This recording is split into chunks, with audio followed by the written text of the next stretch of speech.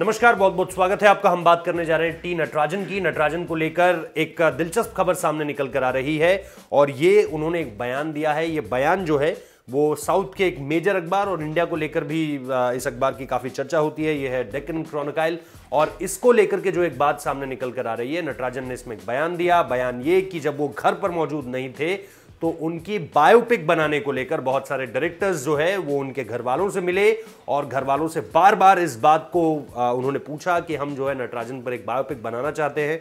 हम और आप ये बहुत अच्छे तरीके से जानते हैं, हम बार बार इस बात को आपको बताते भी आए हैं कि कितने हम्बल बैकग्राउंड से आते हैं, कितनी अमेजिंग जर्नी रही है। जिस खिलाड़ी को 5 महीने तक पहले कोई नहीं जानता था, सोचिए अब उस पर बायोपिक बन रही है। किन खिलाड़ियों पर बनती है बायोपिक? बायोपिक उन खिलाड़ियों पर बनती है जो बहुत कुछ अचीव कर चुके हों।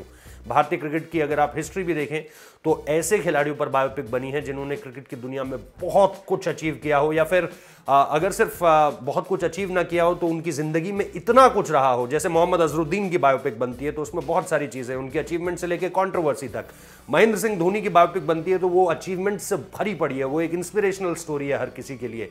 तो अगर किसी की भी बायोपिक बन रही है तो उसमें क्या ऐसी चीजें हैं जिसको लेकर के आप बहुत ज्यादा ट्रांसफॉर्मेशन दिखा सकते हैं। टी नटराजन की एक हम्बल बैकग्राउंड से आते आते कैसे इंडियन टीम का वो एक ही पूरे के पूरे दौरे में तीनों के तीनों फॉर्मेट खेल जाता है, ये एक दिलचस्प कहानी है। लेकिन क्या अभी उनकी क्रिकेट खत्म हो चुकी है या अभी तो जस्ट एक शुरुआत है? और सिर्फ यहीं तक के लिए बहुत दिलचस्प है वो जवाब सुनना जो कि नटराजन ने दिया है। नटराजन ने कहा है अभी मैं किसी तरह की कोई बायोपिक नहीं करना चाहता, मेरा इंटरेस्ट इस वक्त पे सिर्फ इतना है कि मुझे टीम इंडिया में अपनी जगह इस वक्त पे पक्की करनी है और कोई चीज इस वक्त पे मेरे फोकस पर नहीं है। तो बायोपिक की बात यहीं खत्म हो जाती है।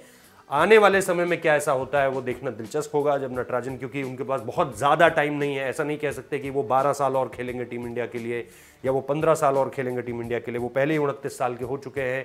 एक पेस बॉलर इस वक्त पे अपने क्रिकेट करियर के प्राइम पर होता है और इसके बाद जो चीज़ें हैं वो थोड़ी सी ढलान की तरफ बढ़ चलती हैं और उसके बाद फिर अंत शुरू होता है करियर का। तो देखते हैं कि ये चीज़ कब होगी, लेकिन फिलहाल इन सारी खबरों को पूरी तरह से खंडित कर दिया है टी नटराजन ने। बहुत बहुत शुक्रिया इस वीडियो को देखने के लिए।